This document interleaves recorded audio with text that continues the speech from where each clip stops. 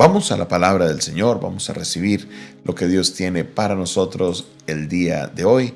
Vamos al libro de Ruth, capítulo 2, versículo 13 en adelante. Libro de Ruth, capítulo 2, versículo 13 en adelante. Y dice la palabra de Dios de esta manera.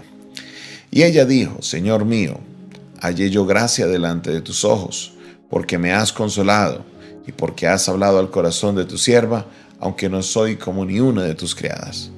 Y Booz le dijo a la hora de comer: ven aquí, come del pan, moja tu bocado en el vinagre. Y ella se sentó junto a los segadores, y él le dio del potaje, y comió hasta que se sació y le sobró. Luego se levantó para espigar, y Booz mandó a sus criados diciendo: que recoja también espiga entre las gavillas, y no la avergoncéis, y dejaréis también caer para ella algo de los manojos, y lo dejaréis para que lo recoja, y no la reprendáis. Espigó pues en el campo hasta la noche, y desgranó lo que había recogido, y fue como un efa de cebada. Y lo tomó y se fue a la ciudad, y la suegra vio lo que había recogido. Sacó también luego lo que le había sobrado después de haber quedado saciada, y se lo dio. Y le dijo su suegra: ¿dónde has espigado hoy? ¿Dónde has trabajado? Bendito sea el que te ha reconocido. Y contó ella a su suegra con quien había trabajado, y dijo: el nombre del varón con quien hoy he trabajado es Booz. Y dijo Noemí a su nuera: sea bendito de Jehová, pues que no ha rehusado a los vivos la benevolencia que tuvo para con los que han muerto. Después dijo Noemí: nuestro pariente es aquel varón, y uno de los que pueden redimirnos. Y Ruth la moabita dijo: además de esto me ha dicho: júntate con mis criadas hasta que haya acabado toda mi siega. Y Noemí respondió a Ruth su nuera: mejor es, hija mía, que salgas con sus criadas, y que no te encuentren en otro campo. Estuvo pues junto con las criadas de Booz, espigando hasta que se acabó la siega de la cebada y la de trigo, y vivía con su suegra. Amén. Aquí vamos a estar mirando algo maravilloso de lo que es el resultado de la generosidad de una mujer como Ruth. Aquí encontramos ese resultado que empezamos a verlo hace 2 lecciones, como Dios bendijo la vida de Ruth porque ella decidió servirle a su suegra Noemí sin ningún interés. Ella no sabía nada de lo que se iba a encontrar en Belén, fue una ciudad totalmente desconocida, y allá llegó y ella sale a espigar. Ojo, es muy presente que se tenga este detalle, aunque la narrativa en el capítulo 2 arranca mencionando a Booz como familiar de Elimelech. Ruth llega donde Booz sin saber que él era familiar. Ruth llega al campo de Booz sin saber, no porque Noemí le dijo: vaya a este campo, que allá ese es el campo de Booz. No, ella no tenía absolutamente ninguna idea. Ruth salió como cuando usted llega a una ciudad nueva y quiere salir a buscar trabajo. Allá se fue Ruth, y allá buscó, y allá encontró, y se encontró este campo donde la dejaron espigar. Allá los criados la dejaron espigar hasta que llegó Booz y le dijo: quédese ahí. Booz no sabía que ella era también familiar. Bueno, ahí estamos en esta trama. Pero es muy importante que se tenga esto en cuenta, porque pareciera que al mencionarlo al inicio, que Booz era familiar de Elimelech, el esposo de Noemí, que esto hubiera sido de alguna manera premeditado, pero no lo fue. Ruth no sabía a dónde estaba llegando. Por esa razón, aquí en el texto, su suegra Noemí le dice a Ruth: ¿dónde has estado espigando hoy? Noemí no sabía absolutamente dónde se había ido Ruth. Noemí no sabía Ruth dónde había llegado. Ruth no le había preguntado: ¿dónde está mi familiar? ¿Si alguien se puede redimir? No tenían idea alguna de lo que estaba sucediendo. Aquí vemos la intervención divina de Dios. Aquí vemos la intervención divina. ¿Por qué? Porque vemos cómo ella llega a ese lugar pues sin saberlo, cómo Dios acomoda las cosas, cómo Dios va haciendo que todas las cosas sobren para bien. Y en este momento entonces llega donde Booz y empieza y recibe una bendición grande. Como arrancamos leyendo en el texto, él la invita a comer, le dice: venga, coge el pan y mójalo en el vinagre. Después de eso le dice: venga, ahora coma del potaje. Y comió Ruth hasta que se sació. comió hasta que estuvo llena y siguió trabajando y siguió trabajando y siguió trabajando y siguió trabajando. Le dio la orden a los trabajadores: por favor, deje caer más espigas, que no les haga falta nada. Y ella terminó con un efa de cebada, que un efa es una medida aproximadamente para la comida de una persona. Eso es lo que nos dice en el libro de Éxodo, que un efa para cada persona de maná era la ración que deberían tener. Ella logró y trabajó y logró llegar esta cebada a la casa para que pudieran comer al menos pan, para que Noemí no se fuera a morir de hambre. Y así llegó la provisión a ellos. ¿Hasta cuándo llegó la provisión? Dice que durante todo el periodo de la siega. En otras palabras, mientras hubo abundancia ahí, no hizo falta el alimento. ¿Qué pasó después? Pues todavía no hemos acabado la historia, pero mientras ella lo necesitó, hubo la provisión de parte de Dios. ¿Por qué? Porque Ruth había sido generosa y había creído en Dios. Había creído en Dios. El cambiarse de país para Ruth no era solamente cambiarse de ciudad como nosotros, no. El Ruth llegaría allá bajo la protección de Noemí y seguiría a Dios, serviría a Dios, creería en Él de en adelante. Y empezamos a ver cómo Dios empieza a enlazar, a encaminar las cosas poco a poco. Pues le dijo a ella, le dijo a los trabajadores: encárguense que ella tenga comida. También le dijo a ella: usted no se vaya a espigar a ningún otro lado, que usted aquí va a tener suficiente. Quédese aquí, quédese con mis criadas. Necesita agua, hágale. ¿Por qué? Porque la mano de Dios estaba sobre Ruth. Muchas veces pasamos dificultades en nuestra vida, mi hermana, mi hermano.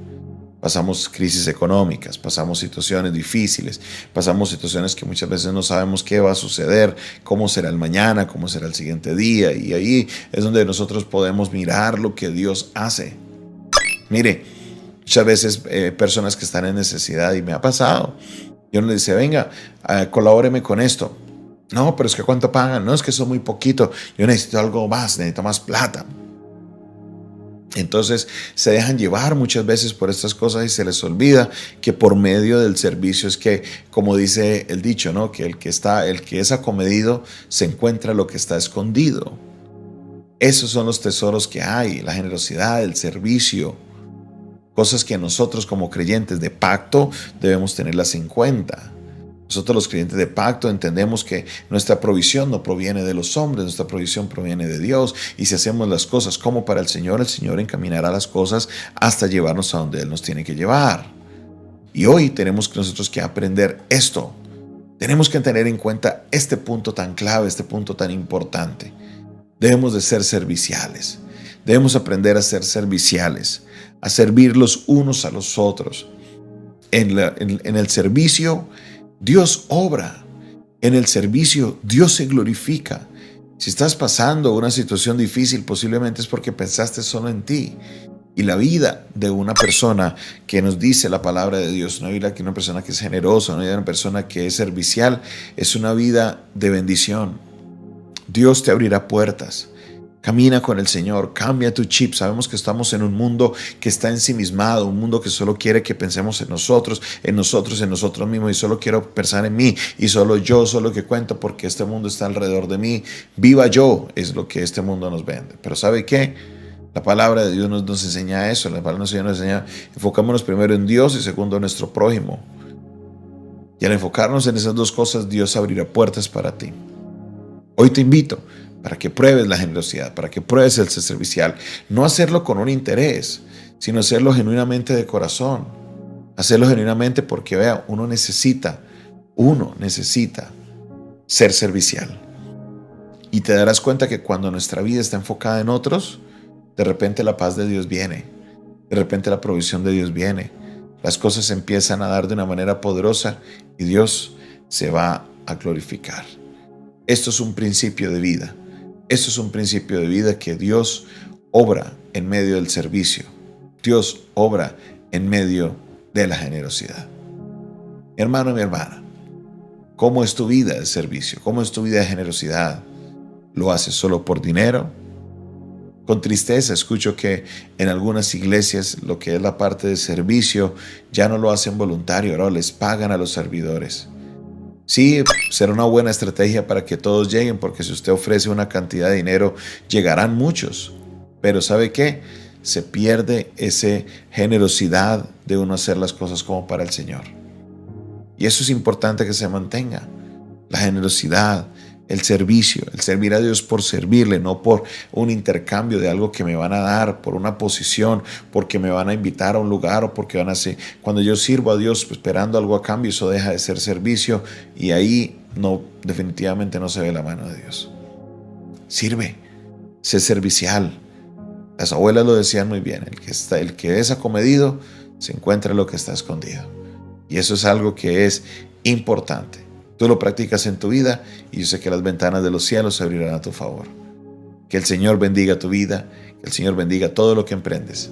Sé servicial y sé generoso. Gracias Dios por tu palabra. Gracias Dios porque vemos cómo en la vida de Ruth tú empezaste a acomodar todas las cosas. Tú la llevaste, Señor, a ese campo de voz, ella sin saberlo. Y aquí empieza, Señor, el desenlace de esta historia en la cual vemos, Señor, tu providencia obrando. Señor, dependemos de tu voluntad, dependemos de tu intervención, Padre Celestial. Y en este día nos acercamos a ti con un corazón, creyendo, Dios, de que tú harás algo sobrenatural, de que tú harás algo poderoso, Señor. Bendice a todos aquellos que tienen un corazón de servicio, Señor. Bendícelos, Padre Celestial, que no les haga falta el sustento, porque tú, Señor, miras con agrado al que es generoso, al que es servicial. Bendíceles, Señor. Gloria, honra, alabanza a ti, Señor, por siempre y para siempre. Bendito seas. Gracias, Señor. Muchas gracias. Bendito seas, oh Señor. En el nombre de Jesús. Amén, amén y amén. Esta fue una producción del Departamento de Comunicaciones del Centro de Fe y Esperanza, la Iglesia de los Altares. Un consejo oportuno en un momento de crisis. Se despide de ustedes su pastor y amigo Jonathan Castañeda, quien les bendice el día de hoy y les recuerda que comparta este video, comparta este audio, hágale clic ahí a suscribirse, suscríbase al canal de YouTube, hágale clic a la campanita, así estará recibiendo las notificaciones de nuestras transmisiones. También, si quieres contactarte con nosotros por medio de las redes sociales, búscanos como @PastorJonathanOficial, @PastorJonathanOficial, y así podrás contactarte con nosotros por medio de las redes sociales. Ahora, si quieres escribirnos por vía WhatsApp, el número es el 316-617-7888, 316-617-7888. Nos puedes enviar un mensaje, podemos darte más información de nuestro ministerio, al igual que si quieres sembrar una ofrenda por medio de alguno de los medios electrónicos, escríbenos y te estaremos dando la información para que así puedas sembrar esa semilla en esta tierra fértil. Dios te bendiga, Dios te guarde.